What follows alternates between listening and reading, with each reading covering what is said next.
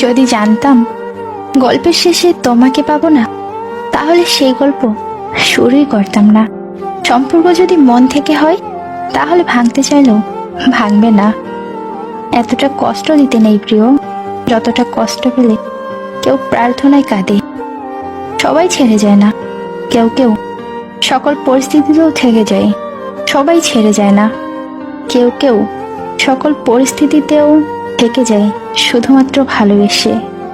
অতি প্রিয় মানুষগুলো চাঁদের মতো হয়, যাদের দেখা যায় কিন্তু ছোঁয়া যায় না। জীবনটা ঠিক কাচের মতন, ভাঙার পর জুড়ে দিলেও দাগগুলো ঠিক থেকেই যায়। তার সাথে বহুদিন কথা হয় না, আর হয়তো কখনো হবেও না। শুধু মনে থাকবে একসময় আমরা অনেক কথা বলেছিলাম। যে অভিমান বোঝে না, সে ভালোবাসাও বোঝে না। যে অভিমান করে মুখ ফিরিয়ে নেয়, সে অপেক্ষার মূল্য বোঝে না। যে কষ্ট দিতে জানে, সে মুখ ফিরিয়ে নিতেও জানে। যে তোমার হাসি মুখের কারণ হতে জানে না, সে তোমার উপসংহারের অনুলিপিও হতে পারে না।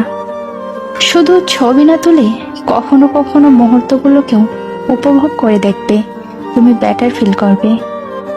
প্রথম দিনের মতো গুরুত্বটা যদি সারা জীবন থাকতো, তাহলে কোনো সম্পর্কের বিচ্ছেদ হতো না।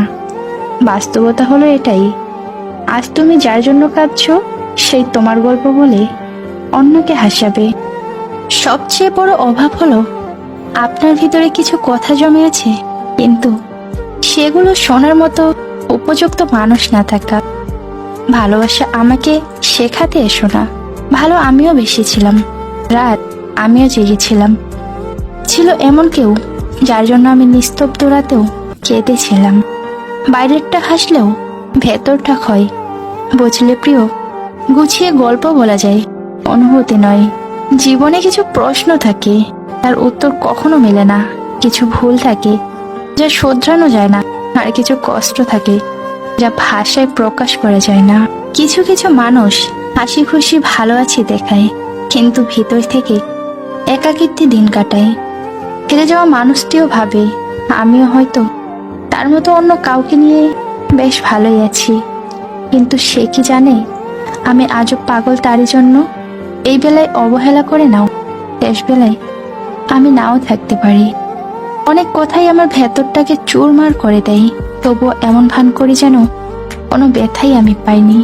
প্রিয়, তোর জায়গাটা তোরই থাকবে, আমি কাউকে দেব না। চাইলে সারা জীবন একা থেকে যাব, কিন্তু তোর জায়গা অন্য কাউকে দেব না।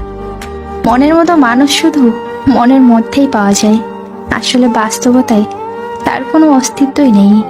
আসলে আমি কারোর যোগ্যই নই, তাই সবার কাছ থেকে দূরে থাকি। আর আমাকে ছেড়ে যে ভালো থাকতে পারে, আমি কি করে তাকে বিরক্ত করি? সময়ের সাথে সাথে খুব কাছের মানুষগুলোর কথা বলার ধরন বদলে যায়।